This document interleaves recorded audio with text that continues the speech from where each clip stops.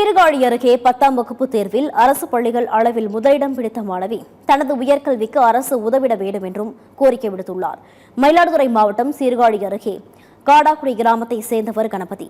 இவரது மகள் அபர்ணா வைத்தீஸ்வரன் கோவில் அரசு மேல்நிலைப் பள்ளியில் 10ஆம் வகுப்பு படித்து வந்தார். இந்நிலையில் இவர் 10ஆம் வகுப்பு பொதுத் தேர்வில் 500க்கு 473 மதிப்பெண்கள் பெற்று அரசு பள்ளிகளில் முதலிடம் பெற்றுள்ளார். தங்குவதற்கு நல்ல வீடு கூட இல்லாத ஏழ்மை நிலையில் கூலி வேலை செய்து வரும் தம்பதியின் மகளான அபர்ணா கல்வியில் சிறந்து விளங்குவதால் அனைவரும் பாராட்டி வருகின்றனர். தனது உயர்கல்விக்கு உதவவும் நல்ல வசிப்பிடம் ஏற்படுத்தி தரவும் தமிழ்நாடு அரசு நடவடிக்கை எடுக்க வேண்டும் என மாணவி அபர்ணா கோரிக்கை விடுத்துள்ளார். அரசு மகளிர் மேல்நிலைப் பள்ளி வைத்தீஸ்வரன் கோயிலில் படித்து இப்போ 10th ரிசல்ட்டில் 473 மதிப்பெண் பெற்று ஸ்கூல் அளவில் ஃபஸ்ட் எடுத்திருக்கேன். எங்கள் அம்மா அப்பா தினமும் கூலி வேலைக்கு போயிட்டு வருவாங்க. என்னோட எய்ம் MBBS படிப்பு. அரசு உதவி செய்யணும்னு கோரிக்கை வைக்கிறேன். இலவச வீடு வழங்கணும்.